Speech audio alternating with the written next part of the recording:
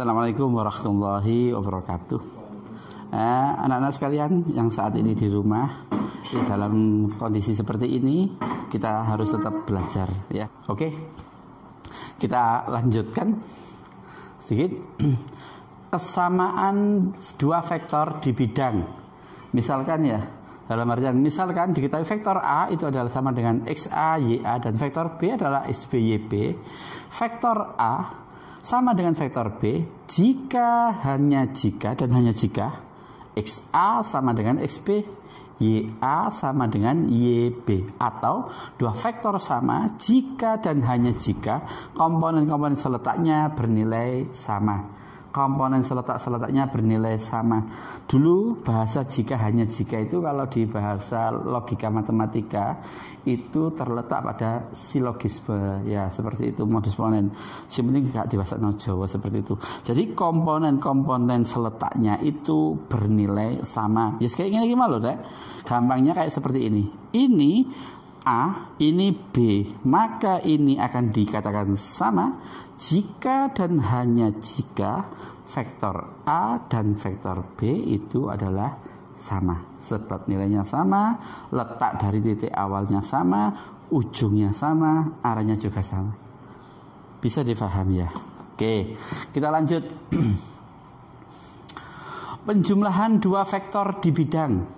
Misal dikatakan vektor A di situ adalah sama dengan XA, YA, dan vektor B itu adalah XB, YB.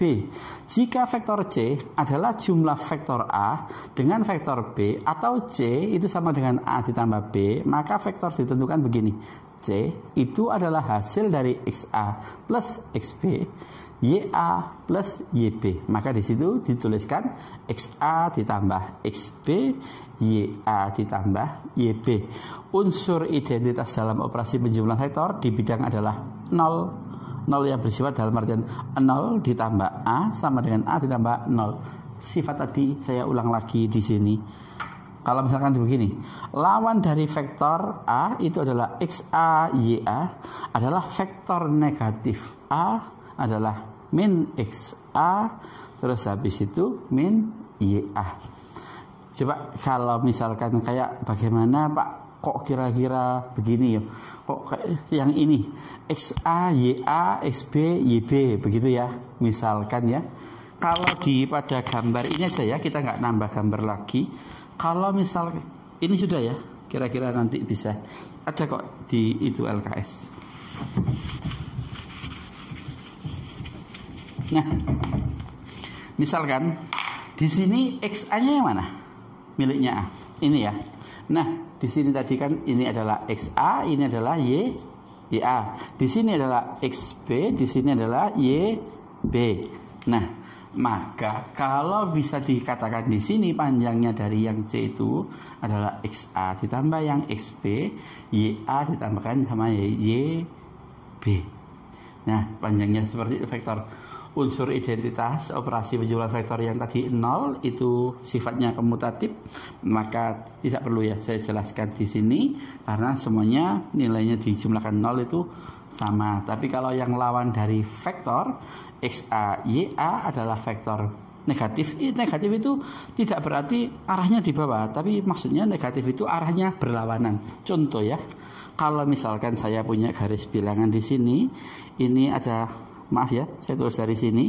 Ini ada vektor di sini. Ini adalah vektor A. Nah, saya kasih gambar begini. Terus habis itu vektor ini terletak pada koordinat 1,1. Terus habis itu di sini garisnya itu adalah 8,4. Maka vektor dari negatif A berarti arahnya ke sini. Ini adalah negatif vektor A di sini. Berarti menuliskannya adalah negatif. Loh kan nggak terletak di sini. Negatif itu untuk vektor itu adalah menunjukkan arah berlawanan. Dalam artian di sini adalah negatif 1, negatif 1. Nah, sampai sini. Dalam artian ini kaitannya sama materi vektor. Oke. Lanjut. Nah, pengurangan dua vektor, misalkan dikatakan vektor A, YB ya, B, XB, YB. Jika vektor D adalah pengurang dan selisih vektor A dengan vektor B atau D sama dengan A min B, maka vektor D itu penentuannya adalah dari D sama dengan XA dikurangi XB, YA kurangi YB. Dalam artian bisa kalian nanti menggunakan cara seperti ini, ataupun nanti yang cara di LKS yang kami berikan itu saya buatkan, memang saya setting itu alurnya arahnya ke sana. Jadi setiap soal setelah itu nanti ada jawabannya sendiri karena di pembelajaran online seperti itu tidak mungkin saya menjelaskan seperti kita bertatap muka terus habis itu seperti itu kan. Ini kan hanya terwakili saja sama siswa siapa ya, David ya. Silakan, ayo lanjut. Hasil kali skalar dengan vektor di bidang, misalkan M adalah suatu skalar dA, suatu adalah vektor A, X2, XA, YA. Hasil kali skalar M dengan vektor A ditulis sebagai C, M kali A, ditentukan oleh C sama dengan M, terus habis itu XA, YA. Maka hasil akhirnya adalah M dikalikan sama XA, M dikalikan sama YA. Kira-kira bisa memahami contoh ya. Nah, kalau misalkan gambar di sini, saya punya vektor, dalam artian ini biasanya dipakai di matrik. Saya misalkan punya vektor 2, kok 2 lagi ya, sing liyane lah 5i plus 6j. Terus habis itu skalar tadi di definisi, ini vektor A ya misalnya ya, ini vektor A. Skalar tadi di definisi itu bagaimana? Skalar, besaran skalar adalah dari bentuk bilangan real. Misalkan berapa? 4. Dah ya, misalkan 4. Berarti kalau misalkan saya mengatakan vektor C adalah perkalian dari 4 kali vektor A, berarti ini sama dengan 4 dikali vektor A. Begini ya. Berarti vektor C itu sama dengan 4. Tadi nyusunnya bisa bagaimana? Bisa baris, bisa kolom. Tapi yang diambil cuma apanya? Yang diambil cuma X, Y. Angkanya berarti di sini adalah 5, 6. Berarti otomatis ini menjadi berapa? Berarti ini menjadi, ini kali ini berapa? 20. Ini kali ini 24. Nah, kalau dituliskan lagi kayak seperti ini, berarti bahasanya bagaimana? 20i plus 24j, gitu ya. IJK itu hanya sebagai perwakilan vektor angka. Oke, lanjut. Panjang vektor dalam bidang. Wah, ini butuh imajinasi ya. Butuh imajinasi, mungkin seperti ini ya.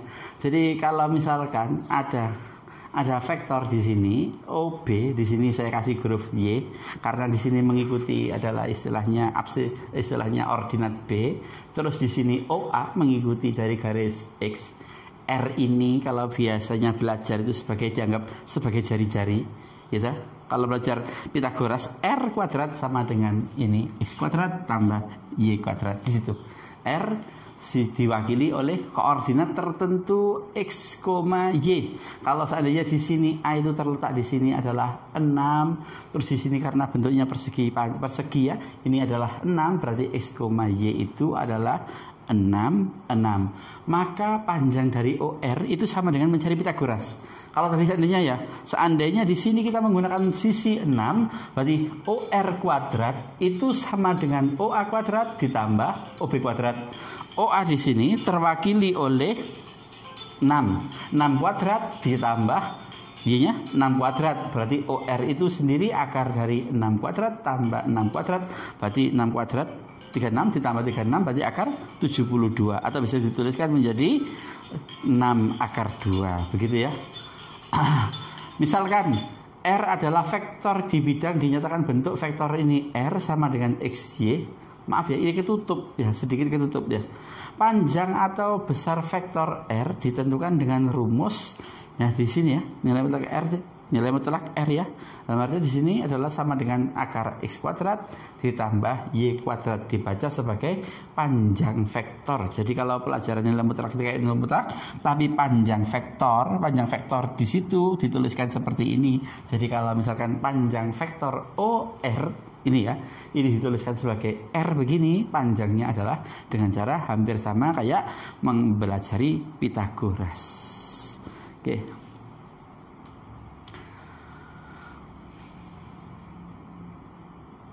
Nah, mungkin bahasan yang selanjutnya akan saya bahas selanjutnya karena ini kan butuh di sini ada ya dalam artian panjang vektor pengetahuan. Kita bertahap saja belajar.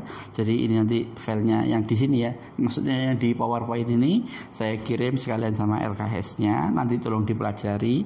Tapi untuk kelanjutannya tetap saya menjelaskan PowerPoint ini dengan video untuk dimulai dari vektor satuan dalam bidang. Nah, di situ LKS sudah saya buatkan sendiri. Nanti tolong dijawab. Jadi untuk selanjutnya ketika sampai nanti masuk, maka latihan yang di belakang itu yang itu saja sebagai tagihan. Ya mbak santai-santai lah, poso mbak ngenteni maghrib dikerjakan gitu ya.